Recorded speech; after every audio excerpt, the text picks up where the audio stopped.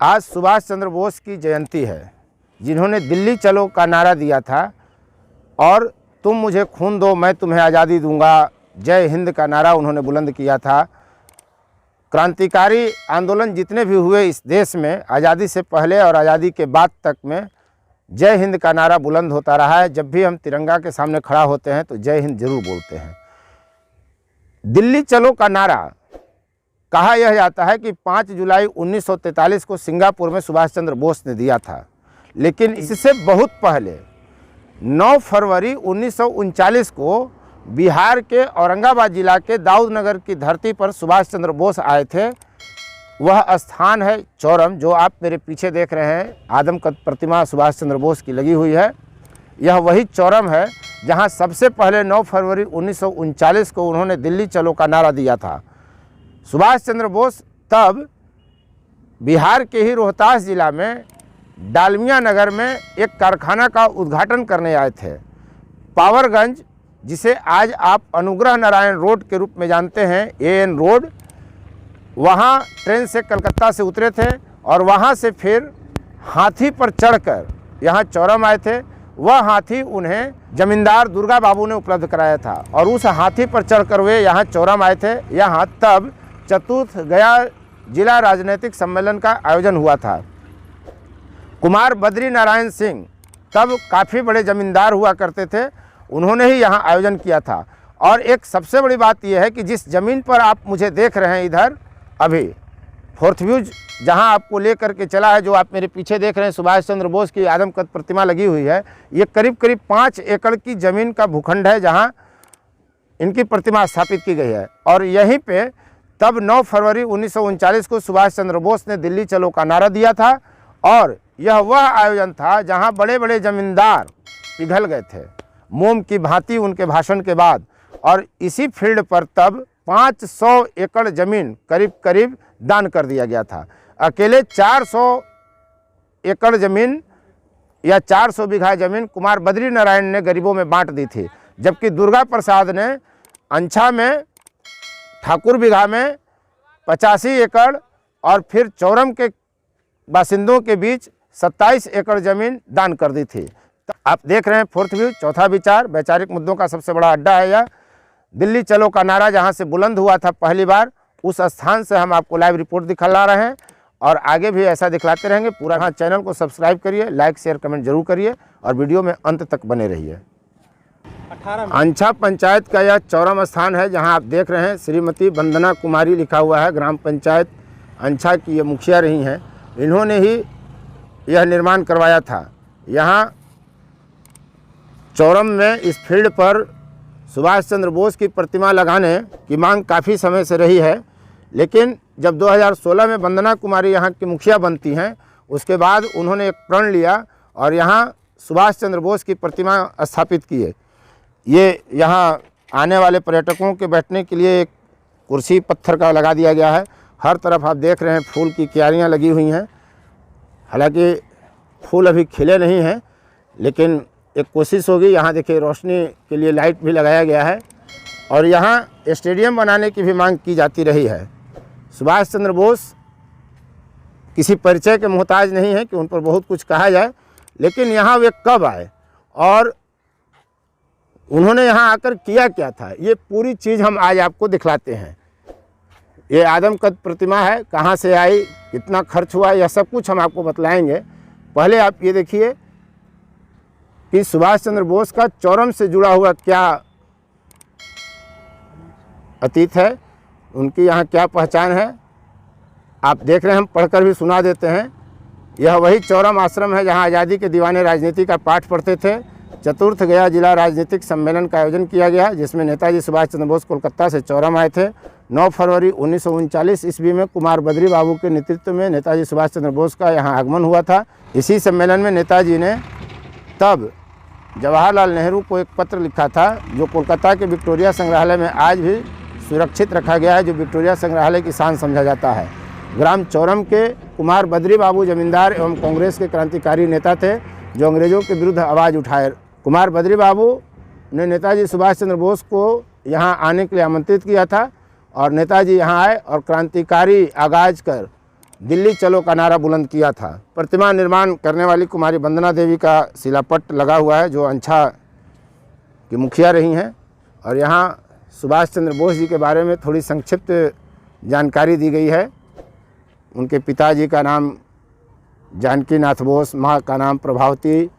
23 जनवरी 1897 को कटक बंगाल प्रेसिडेंसी का उड़ीसा डिवीज़न था जब उनकी जन्म हुआ था, और 18 अगस्त 1945 को उनकी मृत्यु हुई थी। हालांकि उनकी मृत्यु एक अलग रहस्य है। भारतीय स्वतंत्रता संग्राम के अग्रणी सेनानी, सबसे बड़ा नेता माने गए। भारतीय राष्ट्रीय कांग्रेस के वे अध्यक्ष भी रहे हैं। फॉरवर्ड ब्लॉक की उन्होंने स्थापना की थी। एमिली सेंकल के साथ उनका विवाह हुआ था। चौरम आगमन 1939 में हुआ था, जब चतुर्थ गया जिला राजनीतिक सम्मेलन हुआ था। सुभाष चंद्र बोस ये आदमकद प्रतिमा आप देख रहे हैं, जो बिहार के औरंगाबाद जिला के चौरम में यहाँ आए थे। आप कल्पना करिए कि 1939 में तब सुभाष चंद्र बोस का कितना बड़ा कद हुआ करता था, और ये एक छोटी सी जगह पर यहाँ आए थे। आप आज इसे छोटी जगह कह सकते हैं, लेकिन स्वाभाविक है कि तब चौरम का अपना महत्व रहा होगा, अन्यथा इतने बड़े कद के व्यक्तित्व का आगमन आसान नहीं होता। और यहाँ कांग्रेस का चतुर्थ गया जिला राजनीतिक सम्मेलन करना भी कम महत्वपूर्ण नहीं है। चौरम वह जगह है जहाँ कुमार बद्री नारायण की कचहरी चलती थी, और उनकी हालांकि बाद में हत्या कर दी गई थी, लेकिन उन्होंने इसी स्थान पर रहकर 400 बीघा ज़मीन दान कर दी थी। ये चौरम का फील्ड देख रहे हैं, जिसे स्टेडियम बनाने की मांग की जा रही है। हम बात करते हैं इस स्थान को विकसित करने वाले, यहाँ प्रतिमा लगाने वाले पहले मुखिया रही वंदना कुमारी के प्रतिनिधि मनु कुमार जी से। मनु जी, आपको कैसे प्रेरणा मिली थी यहाँ सुभाष चंद्र बोस की प्रतिमा लगाने के लिए? जब हम लोग यहाँ पर हम लोग अपने पूर्वजों से, अभिभावकों से लगातार सुनते आ रहे थे कि यहाँ पर सुभाष चंद्र बोस की आगमन हुई थी, बहुत बड़ा सम्मेलन हुआ था। और लोग, मेरे चाचा हुए विजय चा, और एक सुरदेव चा हैं, चाहे मोहन बा हैं, उन लोग से अक्सर हम लोग को जानकारी दी कि चौरम की धरती जब गया जिला हुआ करता था, तो उस दरमियान में चौरम को चतुर्थ गया जिला राजनीतिक सम्मेलन के लिए चुना गया था। वो दौर था जिस समय लोग बोलने को तैयार नहीं थे, एक संघर्ष की वो दौर थी। उस वक्त यहाँ चुना गया था। कुमार बद्री बाबू यहाँ के बहुत बड़े ज़मींदार थे, और चौरम के लिए उन्होंने काफ़ी ज़मीन का भी बंटवारा किया, और उन्होंने इसे यहाँ बुलाने के लिए कहा जाता है करीब 100 बीघा ज़मीन बेचकर सुभाष चंद्र बोस से, काफ़ी उनके क्रांतिकारी व्यवहार से, क्रांतिकारी पहचान से, और देश में जो अमिट उनकी एक अलग पहचान थी, क्रांतिकारी विचार, उससे काफ़ी प्रभावित थे। अंग्रेज़ों की दौर में उन्होंने उनसे प्रभावित होकर उन्हें बुलाने का निर्णय किया कि चतुर्थ गया जिला राजनीतिक सम्मेलन यहीं हो। और उसी दरमियान हमें सारी जानकारी अपने पूर्वजों से, अपने गांव के अभिभावकों से मिली। और जब यहाँ के लोगों ने 2016 में हमें नेतृत्व करने की क्षमता दी, यहाँ से एक प्रतिनिधि के रूप में चुना, तो यहाँ की मुखिया श्रीमती वंदना कुमारी जी ने कहा कि सौभाग्य की बात है कि मैं ऐसे गांव की बहू हूँ जहाँ पर आज़ादी के दीवाने राजनीति के पाठ पढ़ते थे। प्रतिमा को हम लोग राजस्थान से मंगाए थे। कितना खर्च आया था? प्रतिमा को लाने में करीब 7 लाख रुपए खर्च की गई थी। ये पैसा कहाँ से आया था? पैसा नहीं, फंडिंग नहीं था, हम लोग आपसी कलेक्शन थी, और इसमें सबसे ज़्यादा योगदान कुमारी वंदना, मुखिया वंदना कुमारी जी, जनता के सहयोग से मूर्ति बनी है ये स्थल का विकसित। कुमारी वंदना कुमारी जी का ज़्यादा सहयोग थी। उन्होंने हम सबने 2021 में इस प्रतिमा का अनावरण करवाया। पूर्व केंद्रीय मंत्री श्रीमती कांति सिंह जी थी, और माननीय विधायक ऋषि कुमार जी। और यहाँ और क्या विकसित करने की योजना है? हमारी तैयारी है कि इस स्थल को एक दाऊद नगर के ऐतिहासिक धरोहर के रूप में विकसित किया जाए। हमारी यही तमन्ना थी कि इस धरती को एक दाऊद नगर औरंगाबाद जिला के ऐतिहासिक धरती के रूप में विकसित किया जाए, ताकि एक आदम का प्रतिमा और अपनी ऐतिहासिक जगह की एक अमिट छाप रहे, ताकि इसकी एक पहचान रहे। 23 जनवरी को हम सर हर साल यहाँ पर धूमधाम से नेताजी सुभाष चंद्र बोस को जयंती मनाते हैं, और युवाओं को प्रेरित करने के लिए कभी दौड़ प्रतियोगिता, कभी खेल प्रतियोगिता करके लोगों को, नौजवानों को नेताजी सुभाष चंद्र बोस की जीवनी और यहाँ से जुड़े उनकी ललकार, दिल्ली चलो के नारा दिया था, उस ललकार को बताने के लिए।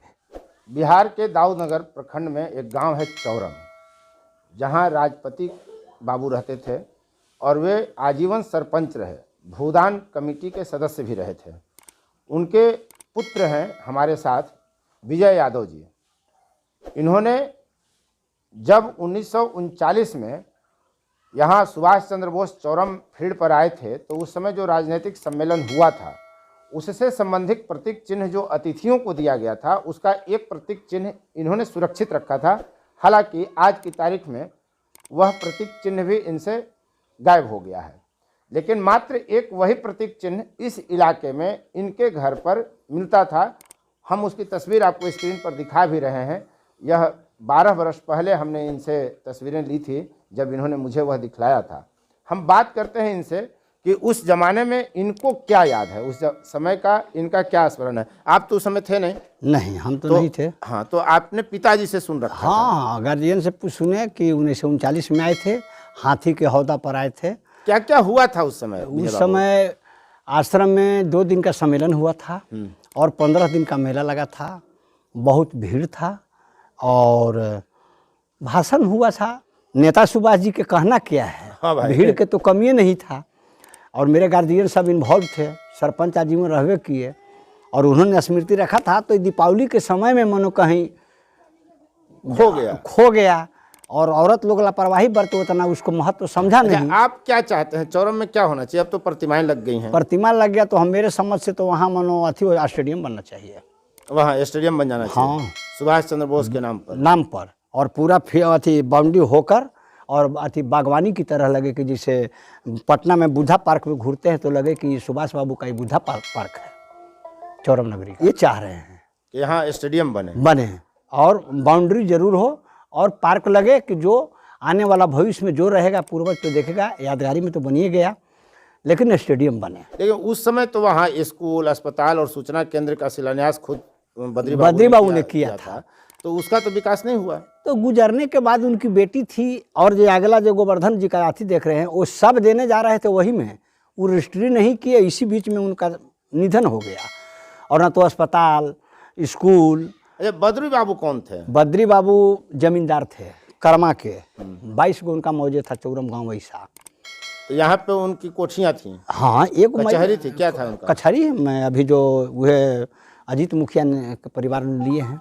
अच्छा, उन लोग वहाँ रहते हैं। उनकी यहाँ कचहरी हुआ करती थी। हाँ, कचहरी 3 बीघा का है, सब वही ले लिए। तो बद्री बाबू की तो हत्या हुई थी ना? हत्या हुई थी ना, हत्या चौरम में उनकी हत्या हुई थी। हत्या हम छिपा दिया कि अब क्या कहें, ले हत्या हुआ था। हत्या करने वाला जो अथी था वो बहुत, हाँ, नाम किसी का नहीं लेना है ना गांव के प्रति एकदम बहुत पीछे भेज दिया। अगर वो रहते तो क्या गांव का नज़ारा ही अलग एक रहता। लेकिन लोग जान गए थे कि किसने मर्डर किया है क्या? हाँ, वो सब तो जान गया था। जेल नहीं हुआ था उसमें। अच्छा, सजा वगैरह भी हुई थी, कार्रवाई भी हुई थी? हाँ, सारा हुआ। लेकिन तो बद्री बाबू रहते तो मतलब आज इस इलाके का रौनक कुछ और रहता। बहुत ज़्यादा रहता। अस्पताल यहीं बनता, कॉलेज यहीं रहता, हाई स्कूल यहीं रहता, लड़का लड़कियाँ को कहीं जाना नहीं पड़ता, बहुत विकास होता। आश्रम रहता, ये और आगे वाला जमीन है वो सब मनो रजिस्ट्री करने जा रहे थे। आपके पिताजी ने आपको और क्या बताया था सुभाष चंद्र बोस के बारे में? क्या वो मैंने बोले थे यहाँ क्या कुछ हुआ था? तो 2 दिन का वह प्रोग्राम उनका होता है। ऐसे तो 15 दिन का प्रोग्राम चला था, लेकिन 2 दिन उनका विशेष रूप और जो कमेटी 9-10 फरवरी को। हाँ, 9-10 फरवरी को। तो वो 2 दिन यहाँ रहे थे, मैंने 1 रात 9 की रात यहाँ बिताए थे। हाँ, 10 के गए थे। अच्छा, 9 को आ गए थे, 9 की रात यहाँ रहे, 10 को सुबह चल गए थे। भी गए। हाँ, हाथी के हौदा पाए थे उस समय। हमारा तो जन्म नहीं था। दुर्गा प्रसाद जी हाथी उपलब्ध। हाँ, तो हमारा तो उस समय जन्म नहीं था, लेकिन अपने पिताजी से मैंने सुना इस तरह की बात है। बहुत बहुत धन्यवाद विजय बाबू। तो ठीक है।